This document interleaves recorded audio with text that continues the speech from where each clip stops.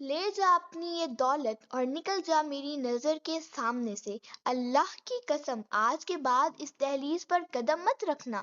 نہیں زید اٹھا، ایک بار مجھے بھائی کہہ کر بلا لے، میری ساری دولت لے لے، بس ایک بار اپنی آنکھیں کھول دے تو کیا اللہ مجھے معاف نہیں کرے گا؟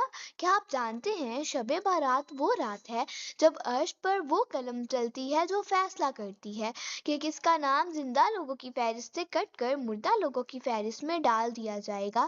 ارے بھائی شیروانی تیار رکھنا، عید کے بعد میری شادی ہے، دھوم دھام سے بارات نکلے گی۔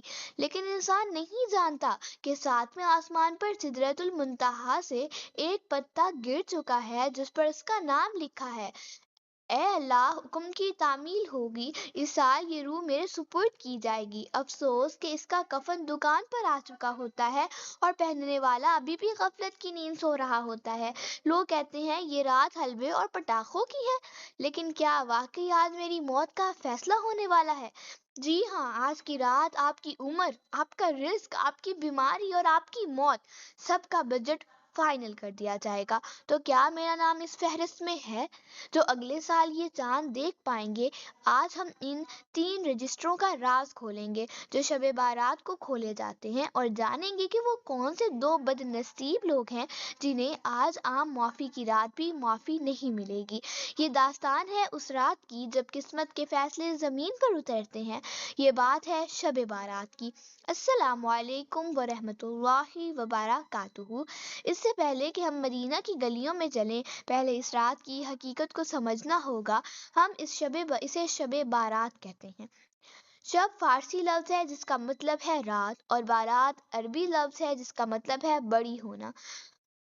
بالکل ویسے ہی جیسے عدالت میں مجرم کو بے گناہ ثابت ہونے پر بری کر دیا جاتا ہے، آج کی رات اللہ اپنے گناہ گار بندوں کو جہنم کی آگ سے بری کر جنت کا پروانہ عطا کرتا ہے۔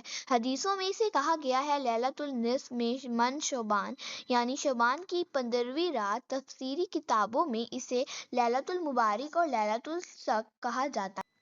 یہ وہ رات ہے جب اگلے 1 سال کے لیے کون پیدا ہوگا، کون مرے گا، کسے رزق ملے گا اور کون بیمار ہوگا، یہ تمام فیصلے کیے جاتے ہیں اور فرشتوں کے حوالے کر دیے جاتے ہیں۔ اب یہ طے ہو جاتا ہے کہ میں اگلا سال دیکھ پاؤں گا یا نہیں۔ میرے بچے، انسان صرف منصوبے بناتا ہے لیکن ان پر مہر اللہ کی چلتی ہے۔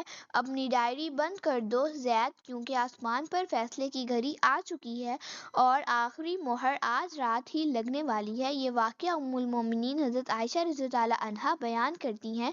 ایک رات میں نے اللہ کے رسول کو اپنے بستر پر نہیں پایا۔ نبی کریم بہت آہستہ سے چادر ہٹاتے ہیں، جوتے اٹھاتے ہیں اور بے آواز دروازہ کھول کر باہر تشریف لے جاتے ہیں تاکہ حضرت عائشہ کی نیند خراب نہ ہو۔ یہ تھی ان کی محبت۔ حضرت عائشہ کے دل میں خیال آیا کہ کہیں اللہ کے رسول صلی اللہ علیہ وآلہ وسلم کسی اور زوجہ کے پاس تو نہیں گئے۔ وہ بھی آپ کے پیچھے نکل پڑی، یہاں تک کہ آپ صلی اللہ علیہ وآلہ وسلم جنت البقیع پہنچ گئے۔ وہاں 2 جہاں کے سردار ہاتھ آسمان کی طرف اٹھائے دعا مانگ رہے تھے۔ آپ صلی اللہ علیہ وآلہ وسلم نے فرمایا، اللہ تعالیٰ شعبان کی 15ویں رات آسمان دنیا پر نزول فرماتے ہیں اور میری امت کے بے شمار لوگوں کو جہنم سے آزاد کر دیتے ہیں۔ لیکن یاد رکھو 2 لوگ ایسے ہیں جنہیں آج بھی معافی نہیں ملتی، ایک مشرک، دوسرا مشاہین۔ مشاہین وہ ہے جس کے دل میں اپنے مسلمان بھائی کے لیے کینہ ہو، جب تک وہ صلح نہ کرے اس کی فائل روک دی جاتی ہے۔ آج بھی وقت ہے، اپنی انا ختم کر دیجیے اور پہل آپ کیجیے۔ فجر قریب آتی ہے، فرشتے اپنی فہرستیں بند کرنے لگتے ہیں۔ کیا پتہ یہ میری یا آپ کی آخری شب بارات ہو۔ آئیے مل کر دعا کریں، یا اللہ ہمارے دلوں سے نفرت نکال دے، ہمیں ان خوش نصیبوں میں شامل فرما جن کی آج مغفرت ہوگی۔ آمین۔